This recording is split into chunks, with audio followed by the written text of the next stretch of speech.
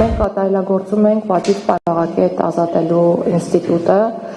եւ բազմիցս ինձ ուղղվել է հարց, թե համաներում լինելու է թե ոչ, ես ասել եմ ոչ, փոխարենը կենտրոնանում ենք անհատականացնող մեթոդների վրա, այսինքն անձանց անհատականացնող եւ անհատական մոտեցում ցուցաբերելու ունակ մեթոդների վրա եւ պատիվ պայմանական վաղաժամկետ ազատելու ինստիտուտը հենց այս մեթոդներից է եւ մենք լավարկելու ենք մեր զեկույցների որակը, ինչը նաև հնարավորություն է տալու դատարաններին ավելի հաճախ կիրառել այս ինստիտուտը եւ համեմատության համար ուզում եմ նշել, որ այս տարի արդեն բավական դերական ցուցանիշ ունենք այս առումով,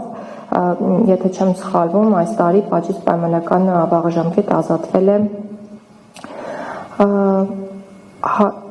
170 անձ, նախորդ տարի ազատվել էին 138-ը, այսինքն վերջին ամիս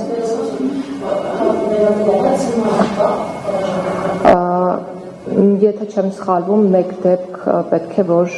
լիներ, բայց նախորդիվ 5-ից ավել ցմահ ազատազրկվածներ ազատվել էին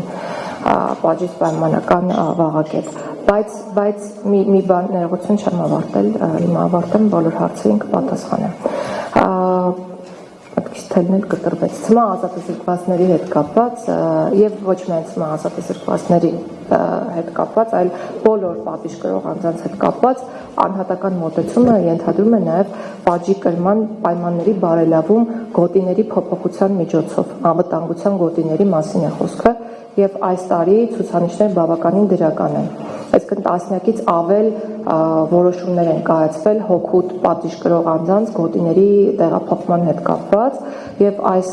քաղաքականությունը մենք շարունակելու ենք միանշանակ։ Այսինքն անազատության մեջ գտնվող անձանց դրական վարքագծի պարագայում միանշանակ նրանք հավակնելու են, որպեսզի իրենց անվտանգային գոտիները ավելի հեշտ եւ արագ փոփոխվեն։ Իհարկե արագությունը արդեն